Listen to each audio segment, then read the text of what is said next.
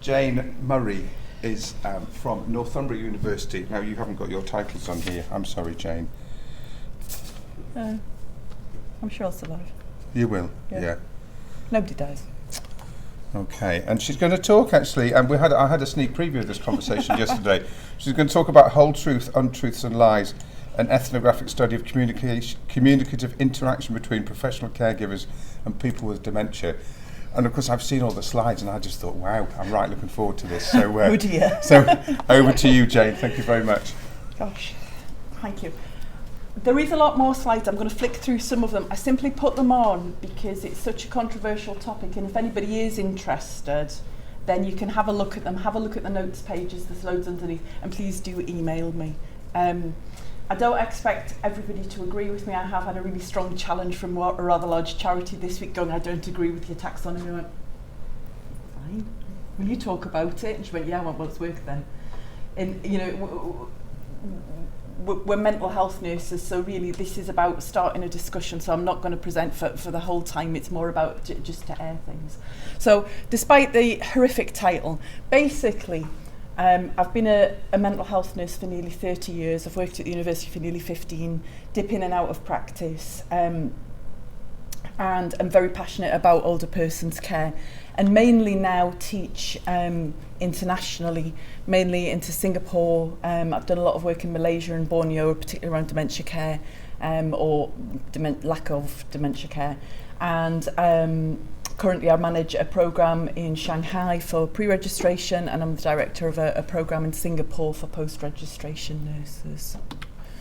So the background to the study, that's basically it. I've always been interested in lie telling, but what I find really niggling is we talk about therapeutic lies, and it's a bit of a nonsense really, because a lie's a lie, and you can't justify it by pretending it's therapeutic to make yourself feel better.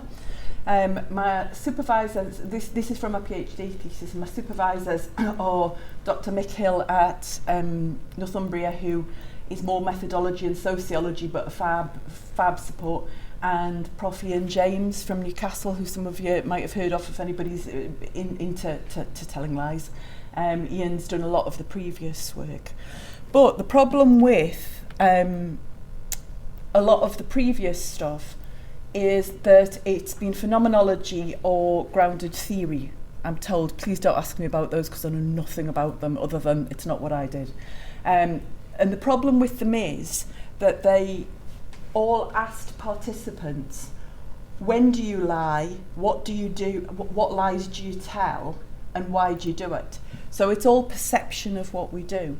So it was really important for my study that it was ethnography, and that I actually went into practice and watched what was actually being done and recorded it to see if it matched previous studies. Can I say in nowhere near did it match by any means. So I went as a complete participant observer. So basically I put my staff nurse uniform back on, and I went back as a band 5 staff nurse into 2 ward teams.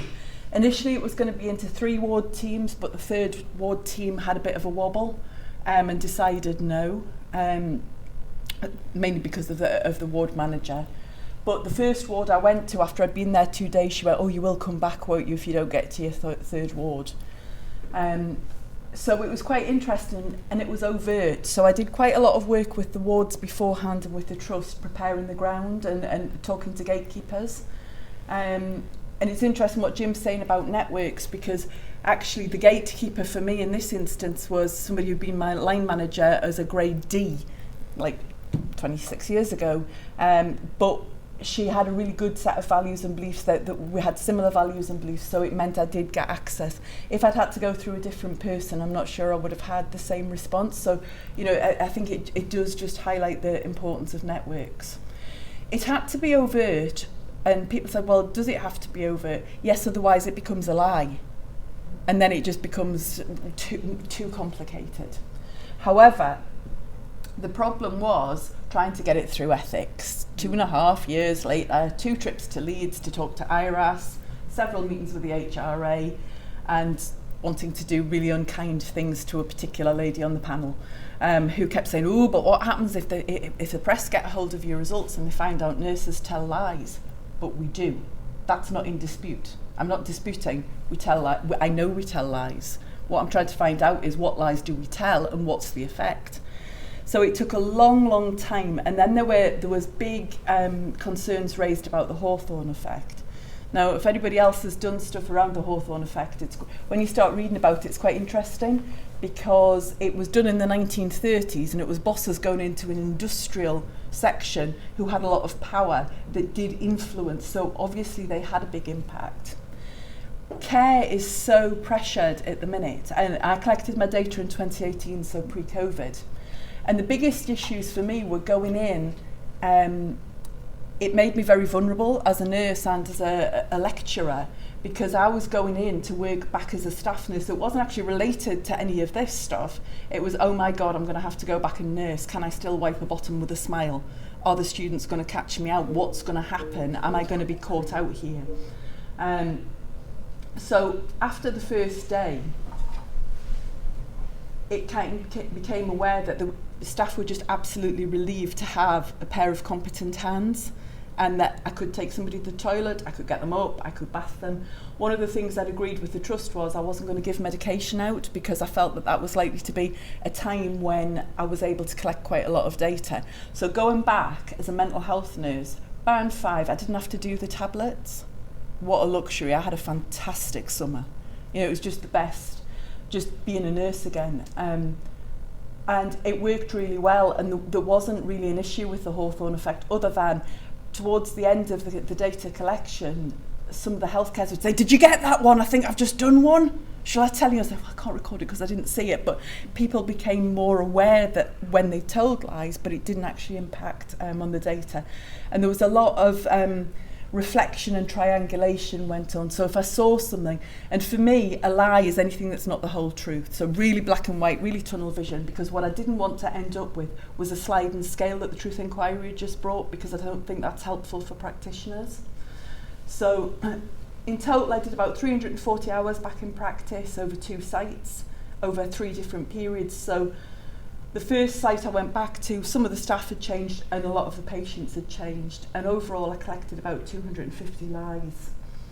Spoke to people afterwards, checked stuff out. Sometimes I had to go into the notes and just check to see, was this a lie, was it not a lie? And lots of reflection. Feel free to comment or chip in if people have questions. So the outcome of it, the first outcome is the taxonomy. And what I wanted was a classification of lies. And people talk about Blum's classification going back to 1994. It's not really a taxonomy, and it was done with this retrospective asking past participants. And I came up with the 6 categories.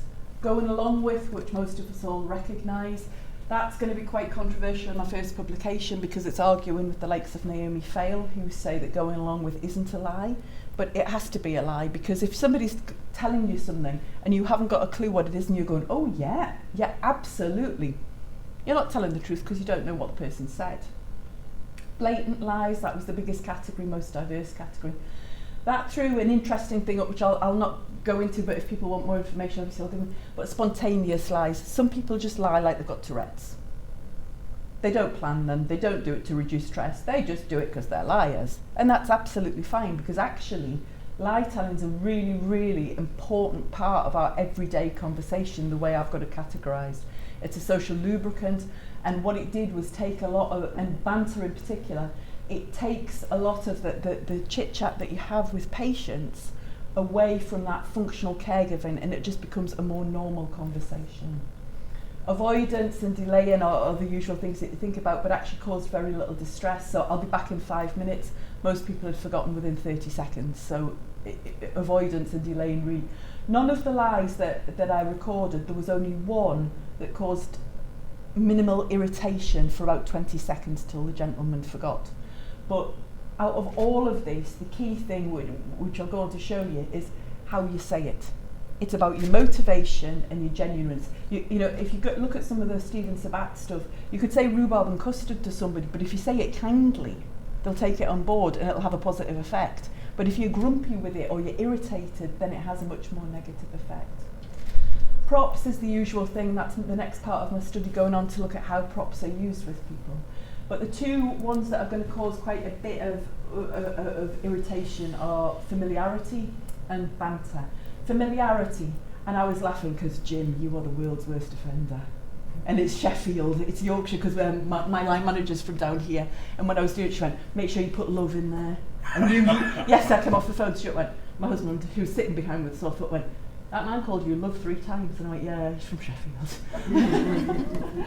But all of that colloquial stuff sits in familiarity, because clearly I am not Jim's love. Now, I had a real heated discussion with one of the big charities last week about this, and I was saying, but we have to put it somewhere because it isn't. And in the northeast, if you use pet and hinny, it caused no irritation anywhere. Yet all of the literature says, and the NMC Code of Conduct says, don't use pet names. People get sick of it, it's elder speak, it's demeanour. No, it isn't.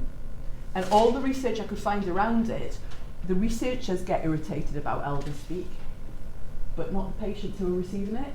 And that's certainly what I observed, and that'll be a further study to go on and look at. And it's very much a generational thing. But older people generally, and certainly the patients that I observed, they would use it back. You can have a cup of tea, pet. Yeah, of course you can.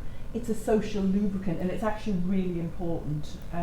So familiarity is going to cause a few ructions as I go on to publish.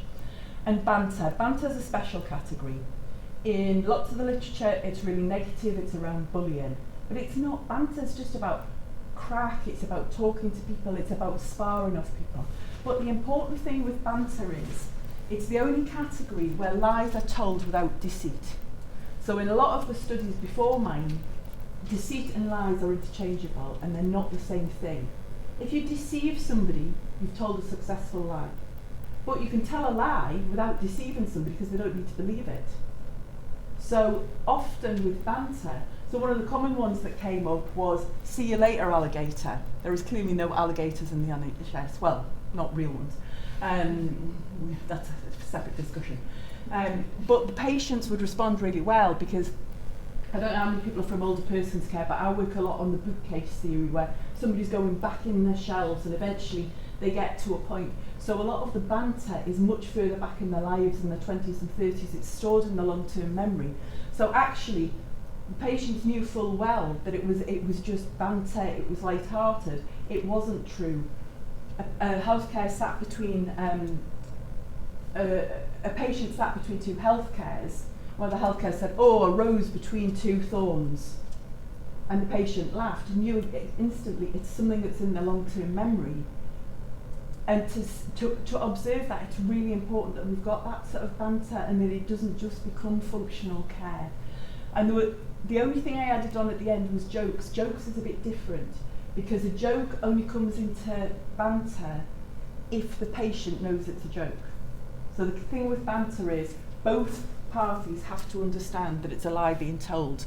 If it's a joke that's told where the patient doesn't understand it, then you're just taking the mick and it's teasing and it becomes something far less pleasant. So I ended up with these 6 categories and people might agree, disagree, that's fine, talk about it, I suppose is the key. I don't know how I'm doing for time, I can't see a clock. I'm all right. So if anybody wants the rest of the PowerPoint, I've got examples. You've still got 10 minutes. Yeah, I've got the important bit to do though. I've got the important bit. So, out of all of this, when I was looking through to see what else was coming through, this is the really key bit. Whatever we do, we have to be genuine about it, and it's got to be to meet the needs of the patient. Now, in previous studies, everybody always said, oh, I do it to meet the needs of the patient. No, you don't. You get to the end of a 12-hour shift and there's 18 patients with dementia and the ward is banging and your head is banging. And somebody comes, can I go home, can I go home, can I go on the door? You're just going to go, I haven't got a key. You've clearly got a key. And the one line that was caught out with the patient when I've just seen you come through it. And the staff nurse went, but then luckily the gentleman forgot. But sometimes we get into, and generally we're ineffective or limited impact because it's about disengagement. We've just had enough, we're tired. And that's not about calling people out. It's about saying, you know, just be a bit more aware when you're tired of how you're going to say something. One of the real other ones around this is around medication administration. And one of the things that showed up was we actually give meds covertly without following policy all the time. People going up to a patient with dementia, I've brought you a little drink, drop a whiskey, drink a milk, it's clearly an antipsychotic. And the difficulty with that is, and the reason it doesn't work is, because it's not to meet the needs of the patient, it's because I'm on a 2-hour schedule, I've got 18 people to get the meds down, I've got 2 hours to do it, and I need you to do this really quickly. And I'd like you to do it, but I'm not really doing it with you in mind, I'm doing it with me in mind. So there was a lot of issues around meds that we used the lie on to talk about. And I suppose ultimately what I'm hoping is that we're going to trial this regionally. I was going to just trial it with one mental health team, with a behavioural support team, but they've asked if we can do it regionally and get them to use the taxonomy to either reflect on planned lies or for the team to bring lies that have worked or haven't worked and just start to think about it. Interestingly, the use of props, false dogs, false cats and things. People, the carers that were using those were very genuine about it, and props never ever didn't work. It was always really, really positive, which is why my next bit will go there. And I suppose the key messages from are be genuine, make sure you validate the recipient's emotions and do it for the right reasons. And that's really hard when you're tired, but and just an opinion, I think lying works, I think we should do it, I think we should promote it. Truth always has to be the starting point, but if it's going to cause distress, we should not be doing it. It's not fair. And that's because my truth is no more important than the truth of the patient with dementia. And if that truth to them, if that's their world and their truth, if we start chipping away at that, we're going to chip away at their personhood, remembering that we're going back to personhood being Kit Wood's original stance around maintaining relationships. And often telling lies will support personhood. So it's really challenging some of the original Kit Wood stuff around malignant social psychology, but very much subscribing to the paradigm of personhood. And ultimately what I'm hoping to do is that to challenge the NMC to change the Code of Conduct and the GMC, so that we've got a clause on confidentiality that we should all, similar to the clause on confidentiality, that yes, truth is always the starting point and we should always maintain truth where possible, but when truth is likely to cause distress or maleficence, then we should be supported as nurses for beneficence and to tell a lie. There you go. Any questions or deathly silence?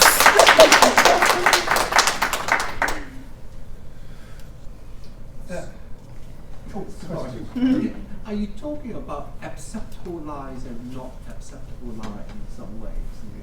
Acceptable lie is saying, oh, by the way, you're not going out this door anyway, so I'll say I haven't got a key so that to pacify myself. Or not acceptable lie that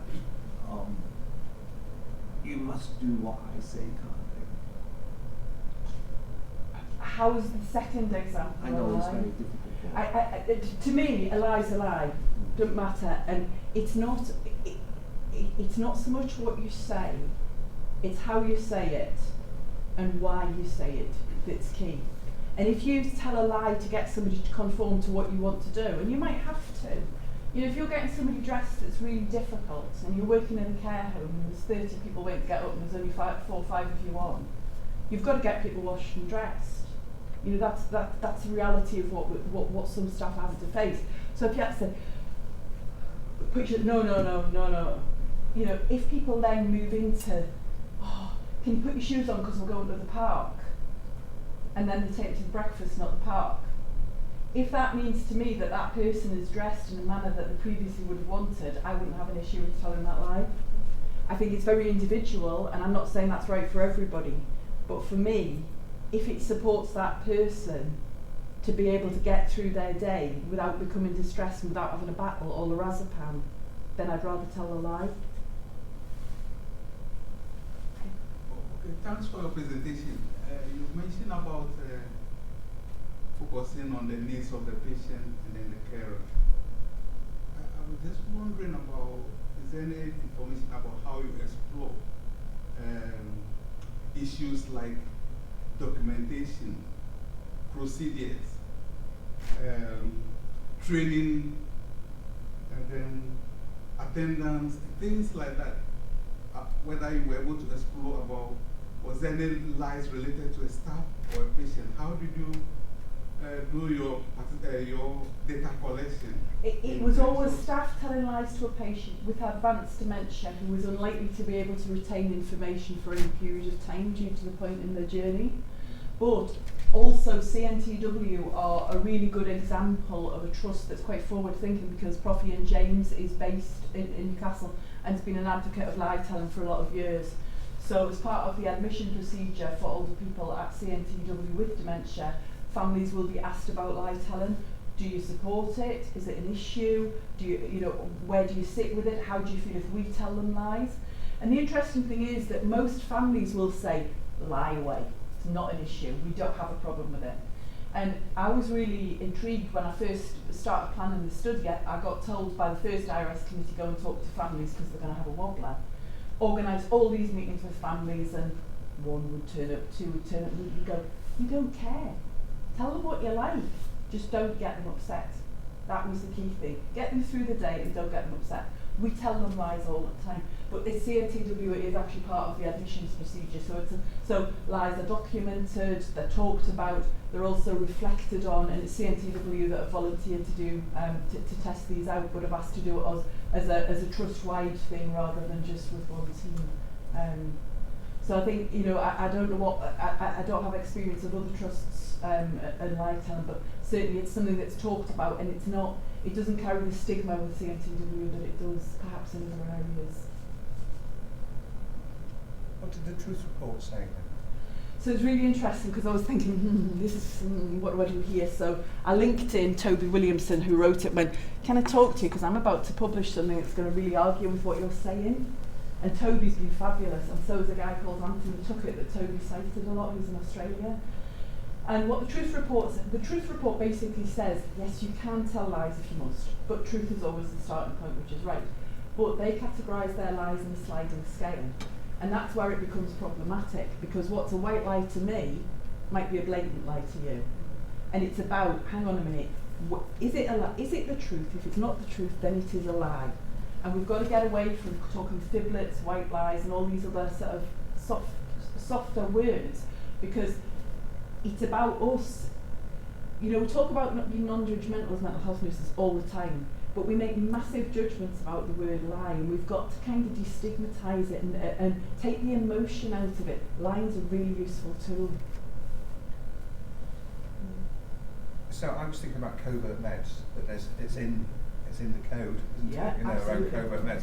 Is there anything in the code about covert language then, No. in that sense? You know, There's that some nothing. sort of But level this of is the agreement. first, this is because it was ethnography. This is the first time it's been recorded, and the problem is, and what I did was I went back to the trust and said, look, just before I submit my thesis, can I just talk to you about this? Just because if anybody does read it and pick it up, this might come back. And the trusts were really good, and we're potentially looking at another study around this specifically, because what people are doing is they think that they're doing it under best interests, but you're not. You're doing it under best intention. So what they've got to be really careful of is, if you say to somebody, have a whiskey, so one girl said, have a whiskey, oh, that tastes horrible. Oh, does it? You know, the person clearly knew it didn't taste right, but actually they haven't followed the Mental Capacity Act, and there's no care plan for it. So what people need to do is, if that's being observed on wards, people need to call each other out in a very gentle way and go, you know what, we need to care plan that. We need to do a capacity assessment. We need to clarify that person doesn't have capacity, and then we need to care plan and get families in and make sure that it's So then you're following the covert so that then meds you're following policy, the covert meds yeah. policy. But because it hadn't really been picked, I think there's an awareness it happens, but it's the first time it's been documented as a part of formal research. Okay. And tell us about ethnography then. Oh, no. Because there'll be people in the room who don't know much about ethnography. That's me. Yeah. It's a really interesting one because when it was first suggested, obviously the method was suggested to me because as an early career researcher I had no idea. And I thought, yeah, that appeals to me. It's quite a daunting thing to go into, to think, how am I going to do it? And when people will bring up, to go and observe and join the community, but what I'd say to people is, it throws up so much new knowledge by doing that instead of, some of the people I'm supervising now, I do worry that their studies would have brought so much more if they hadn't shied away from ethnography. Go and be part of it. Go back to it. If you're a professional, go back to your roots. Go back and see what's happening, because we all have different perceptions of an event. We all have this retrospective falsification of what we're doing. So a lot of the other methods, if you want to say what is happening in practice, for me, you've got to see it. And I think it brings a lot to it. It is hard, and I had a brilliant supervision team who were dead supportive of it, and very much on the sociology side. But ethnography takes a lot of groundwork to get accepted, but actually it's really good in terms of nursing because you can dip into shifts. We're all part of that community anyway, so you get accepted much more readily back into your community. And I fell back into being a nurse, and I used to have to think, you're here to research, and talk about that quite a bit, the conflict between researcher and nurse, because actually I just wanted to be a nurse. I just wanted to go sit in that day room and just sit and talk to people, because that was nice. Take somebody in the bath. But ethnography is a really good tool as far as I'm concerned for nursing, because you see what's actually going back on at ground level, and it's changed massively. 340 hours. That's a lot of immersion, isn't it? Oh, it was lovely. Yeah. I got so much more out of it than just my data. And were you making process notes notes? So when you heard something, you've So I had I'd been suggested, could you use a dictaphone? I thought, oh God, no, because then I'll have to transcribe it and then it gets really hard, so no. So I just had a notepad for each ward, wrote it down. Sometimes I wrote it down immediately afterwards. Sometimes I wrote it contemporaneously. There's a couple of bigger ones that kind of, they were anticipated that people were going to get into different conversations, so I went and I just sat somewhere discreetly. It didn't cause any disturbance on the ward because the patients are used to filling forms in, so you could just sit quietly somewhere and do that. The other thing that was really important that a lot of the lie-on came from was every day, after every shift, did a formal reflection. Using Gibbs, it's dead basic, but did a reflection about how I felt about the research and the lies I collected, but also about the ward and what had gone on in the ward. And that's thrown a couple of other things that will prompt things up about the ward milieu. So we talk a lot about staff skill mix and how to have the right skill mix. Completely not a waste of time for people with dementia. Have people that like each other. If people like each other, they'll make a good job of the shift. If they hate each other, they will be absolute kids. That was kind of, I spent the whole morning, and there was two tribes. There was Mrs. Busybody, who were like, I've been a healthcare assistant for 45 years, and we've got to have them showered by 8 o'clock, and then I'm going to do the trolley, and then I'm going to, and had to be busy. Then we had Joe, who'd been a miner, and he was maybe a bit, he was hugely overweight, and he would move quite slowly, and he'd get somebody up, and then he'd need a rest and a biscuit. So we'd go and have a cup of tea. So whoever he got up, he would go and have a cup of tea, which absolutely drove Gladys nuts. So they didn't speak to each other, but they both had their own tribes. So we ended up with really functional care and not a single lie told for the whole shift till lunchtime. So I went to the ward manager and went, I have no idea what's going on here, but can I stay? Because I want to see what happens when we change the staff. Then this really bubbly healthcare came on, who was a bank assistant, who had friends in both camps. The two main leaders disappeared, and then I got 10 lies in the next hour as the banter started. Jane, can I just ask you about that? That's quite interesting ethnographically in terms of the different populations and the different mix of personalities. Is that some of what you were recording in your notes? Yes, and that came through much more on the. It wasn't something I'd anticipated I would collect, but that's why if you do an ethnography, I think it's really important to do those structured reflections on the night time. Because when I started to think about why did it happen, it was really, really important. And I think it's something I would quite like to go on and have a look at again, because I've got another question as well in relation to that. Did you interview any of those people as well as observe them? not not in the sense I think that you're asking. It was just to clarify the lies. And I think that would be something I would want to go on and do if I was able to go on and study that further. Because it'd be quite interesting, wouldn't it, how, I'm just thinking ethnographically, how what you observe from your filter Yeah. kind of sits with their filter. And do they feel it? Of that culture, the delivery of that care in the context of truth and lies. It'd just be an interesting kind of point, wouldn't it? And the key thing is, if staff don't particularly get on, they don't banter. They don't have that social crack. And that's where you lose it. They tend to go, it becomes very, have you got Bob up? Have you got Mary up? I'm in bathroom 3, and you stop. Whereas actually in the afternoon, when everybody sat down, everybody got on, you go to the club tonight, were you at the club on Friday night? You were a right state. And then say the patients, I should have seen the state of him on Friday night.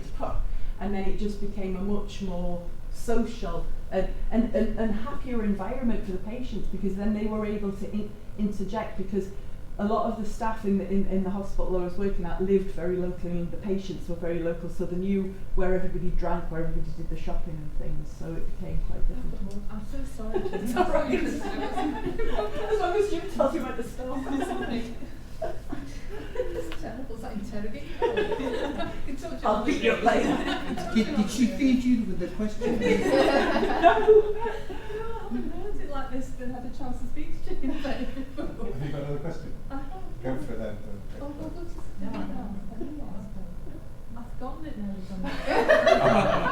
I'm just interested in, when you went back to people and checked about the lies, if there were any, if anybody came back at you with kind of fairly controversial explanations, or if people challenged what you'd seen. No. No. I think because they knew that if I didn't think it was the whole truth, it would be a lie, and I'd done a lot of groundwork. But also I'd worked with a lot of these staff beforehand, so nearly all the staff know me either as a nurse or as a or as a lecturer at the university. That did bring some issues for newly qualified staff. Go on. When you come, because like you've got really high standards, and I'm not sure whether, but it was fine. And from my point of view, one of the students who I'd ended up having to model a session with, she went, I always wondered if you could walk the walk. And, and things like that made it quite hard, but interesting. Well, I haven't got a question, but I can. No, I was going to the back. Oh, Sorry, right. I'm looking through you. Sorry. Looking Helen through you though. In your participant observation, was there any situation where it was covert, and then you were dealing with patients or maybe or staff where they would get engaged in activities? What about situations where you were not present and other things could have happened about truth or lies, and they didn't observe it? How did you take care of things like that? And then the other aspect is that there are some care settings where they have CCTV camera. Was there any situation where you had to fall where maybe there's a CCTV camera, whether you were able to explore anything about staff, maybe interactions where there was anything like telling of lies or truth or anything? Was there anything like that? No, it was an NHS facility, so there was no covert, there's no cameras. There were all NHS local trust wards. And no, because I think the thing with ethnography is you've got to see it yourself, and that was really key. So sometimes people would come and say, oh, I've just told the biggest fib, and then they would tell me, and I got, yeah, brilliant, did it work? And then we would go back, kind of, I didn't have the lie on then, but we'd go back to the lie on, why did you tell it, how did you feel about it, and we would reflect on it. But I wouldn't record it because I hadn't seen it, and it was important for me to have seen it. But what it did do was it very much heightened people's awareness of actually we do tell quite a lot of lies. And it brought it much to the fore, and it brought the discussion forward. And I think that's kind of the important thing, that we've got to be a bit more aware of when we're doing it and what the effect is. And that's where, when I started to add, I had my notebook and I would just put one lie per page. And then when I sat down to do my reflections, I would add bits about context and build it and build it and build it, so that the original lies actually got quite a story around it, who was there, what was happening, what the ward was like, had they just had meds, had something happened. So we ended up with all this context built around it, and I think it's interesting when you start to write it up, because poor Ian James, who supervised many much cleverer people than me, when I sent it to him, because I'd spat my dummy out a bit, so I hadn't sent it to him for about 6 months, and I sent it and went, oh, it's done. I didn't tell him I just submitted it. But Mick had seen it. And he went, this is a very interesting style of writing, and I just thought, oh God. He went, I really like it. So my discussion chapters, actually, my findings and discussion are together, and they're about 40,000 words, but all the way through you've got big reflective boxes where I've thought, oh, that's triggered something, or because sometimes you see something, another nurse doing something, and you think, don't like that. And sometimes I really struggled with, especially around medication, or where people were being a bit snappy, and you can't, because somebody does it different to me doesn't mean to say they're wrong, but sometimes people do something and there would be a better way to do it. And that can make you feel really uncomfortable, because you don't want to be going, oi, that was rubbish, because it would have shattered everything. It was there to observe, but it was also really important for me to reflect on sometimes why was I uncomfortable with some of the care that I saw given, because it was in by no means bad care, but sometimes it really did elicit feelings of discomfort in me because I wasn't comfortable with it. Oh, I've just got one. Did you lie?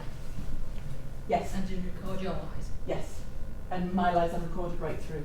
And I think, well, it'd be interesting to see how we lie all the time, don't we? It doesn't particularly have to be on a ward, does it? No.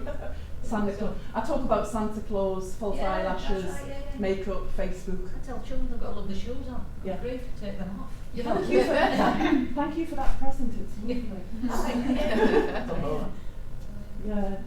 No, I mean, I absolutely do, because for me, the person with dementia is the priority, not me. And I don't feel that. And I think that, it was funny, I was having this conversation with somebody else yesterday. Sometimes I think that the longer you get in your career, the more confident you are, and the less you feel you have to have that power and assert your efficacy or whatever. So I'm quite comfortable with it, and I don't mind the patients having power. I'm a high risk taker in practice, because quality of life to me is always going to override risk taken. You know, and Jim and I were talking yesterday, I work a lot into Asia, where people are strapped to the seats because the families will sue.